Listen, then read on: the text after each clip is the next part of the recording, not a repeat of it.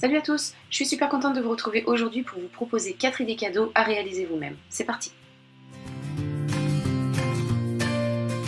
Donc pour commencer, je vous propose de réaliser une jolie bougie. Donc pour cela, j'ai utilisé une coupe en verre comme celle-ci que j'ai trouvée chez Action. Donc vous pouvez la remplacer par de jolis pots à confiture par exemple, ou des bocaux en verre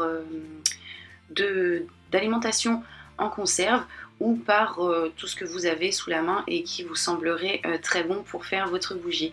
Donc ensuite, j'ai utilisé une mèche comme ceci et de la cire en poudre que je vais mettre à fondre ensuite. Si jamais vous n'avez pas de cire en poudre, vous pouvez faire fondre de grosses bougies que vous avez déjà et également récupérer par la même occasion la mèche qui se trouve dessus. Et si jamais vous souhaitez teinter vos bougies, vous pouvez utiliser des pastels ou des colorants spécial bougies que vous pouvez trouver chez Cultura par exemple.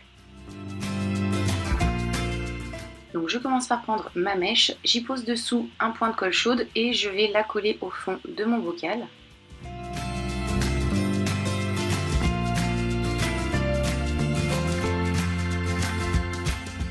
Je fais fondre ma cire au bain-marie. Je la verse ensuite dans ma coupelle. Je fais tenir ma mèche avec un morceau de bois. Et une fois le tout correctement refroidi, je viens couper l'excédent de mèche. Et je vais déjà avoir terminé. Voici le résultat.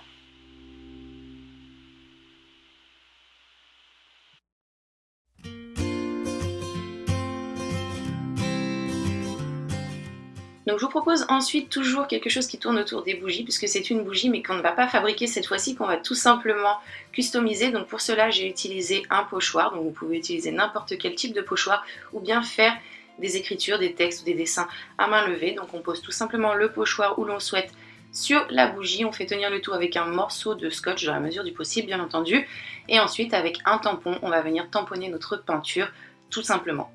Donc là encore une fois c'est très rapide et très simple.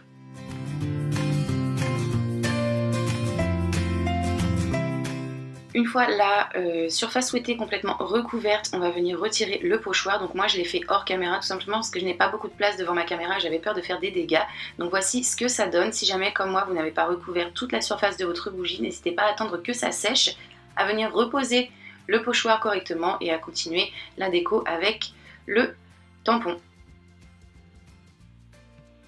Et donc voici ce que ça nous donne une fois terminé. Vous pouvez faire tout un assortiment de bougies si vous le souhaitez en variant les motifs et les couleurs que vous allez poser dessus.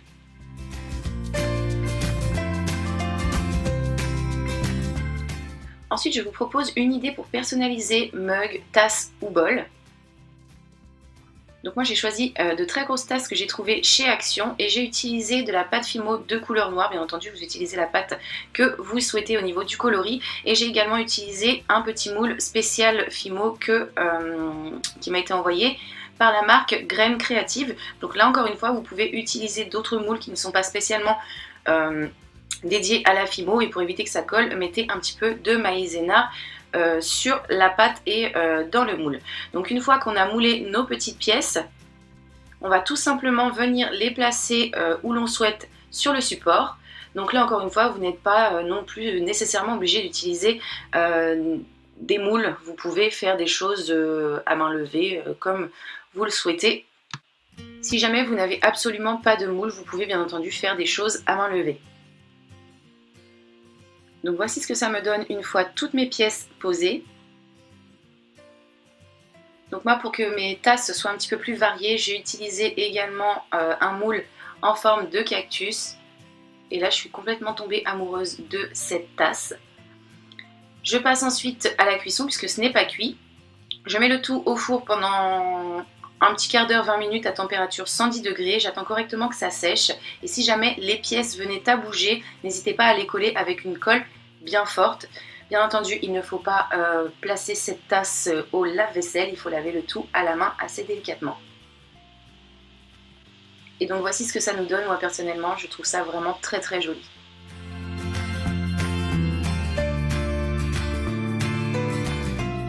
Pour terminer, je vous propose de personnaliser une housse de coussin. Donc on peut fabriquer notre housse nous-mêmes ou bien comme moi en acheter une déjà toute faite. Moi c'est ce que j'ai fait, j'ai trouvé la mienne pour moins de 2 € chez Action. Donc ensuite je suis allée sur Google et j'ai choisi un texte que j'ai imprimé en effet miroir, c'est-à-dire pour que l'image se retourne et qu'elle sorte comme ceci sur mon papier. J'ai imprimé le tout sur un papier transfert que j'ai trouvé également chez Action. Je découpe mon motif et je le place au centre de ma housse. Une fois que je suis sûre de mon coup, je viens repasser le tout pendant 60 à 90 secondes avec la température au maximum.